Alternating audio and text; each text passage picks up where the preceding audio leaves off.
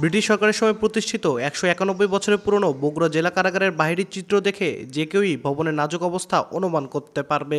কারাগারের ছাদ ছিদ্র করে ৪ কয়েদি পালানোর ঘটনায় ভবনটির নাজুক অবস্থা সহ প্রাথমিকভাবে আরও ৪টি কারণ চিহ্নিত করেছে জেলা প্রশাসন ও কারা কর্তৃপক্ষের গঠিত তদন্ত কমিটি।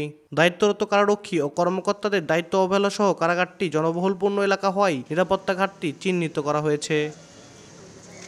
বগুড়া কারা কর্তৃপক্ষের সূত্র বলছে, ধারণ ক্ষমতা ৭৫০ জনের হলেও বগুড়া কারাগারে থাকেন ২,০০০ কয়েদি ও হাজতি।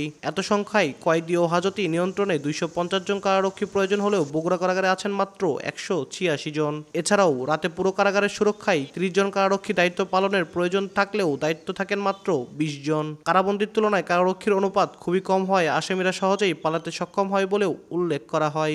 নগদের কাছে সব গ্রাহকই প্রিয়, তাই তো সারা দেশে ক্যাশ আউট চার্জ সবচেয়ে কম।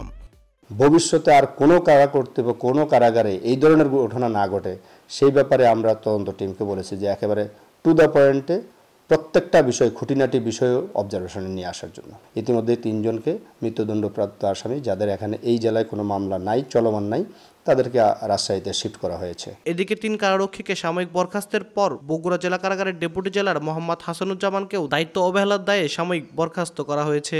স্থানীয়দের দাবি দ্রুত সময়ে জেলা কারাগার স্থানান্তর করার। কারাগারটা একটা নিরাপদ জায়গায় স্থানান্তর করে এবং উন্নত স্থাপত্য শৈলী দিয়ে সেটা নির্মাণ করা, যেন এরকম অপরাধীরা আর পালাতে না পারে। এদিকে জেলা প্রশাসন ও কারা কর্তৃপক্ষ ছাড়াও স্বরাষ্ট্র মন্ত্রণালয়ের সুরক্ষা বিভাগ একজন অতিরিক্ত সচিবের নেতৃত্বে তদন্ত কমিটি গঠন করেছে।